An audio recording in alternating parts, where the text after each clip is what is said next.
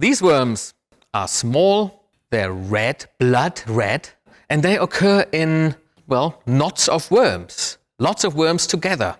Finding the worms in a place like Sulphur Cave shows that there are even places on Earth where creatures can live where they are not connected to or dependent upon sunlight at all.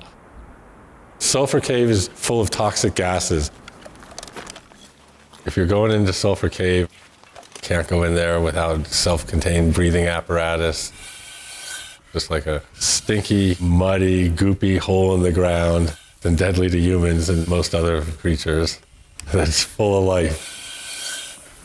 My initial reaction when I first saw the worms was, wow, there's really something living in this cave.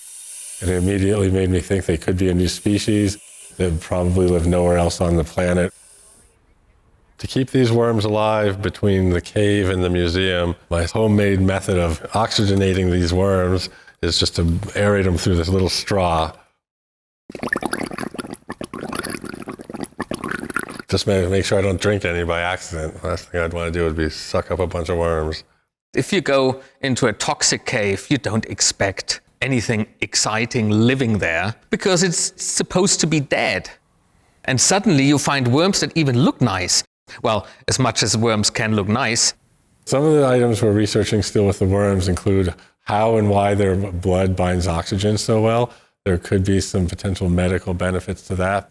And some other things we're researching with the worms include they seem to have an unknown substance that reduces the hydrogen sulfide, and this could potentially help with reducing hydrogen sulfide in our environment.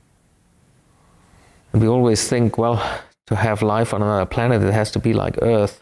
This cave is certainly not like Earth.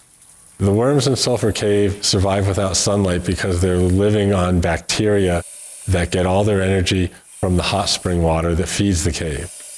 So this could be similar to what might go on another planet, such as Mars, because on other planets there could be underground caves that could easily harbor life similar to the Sulphur Cave worms. It's just a humongous amount of worms. He finds all sorts of exciting things. He just goes into places where normal people don't go and finds very exciting little worms.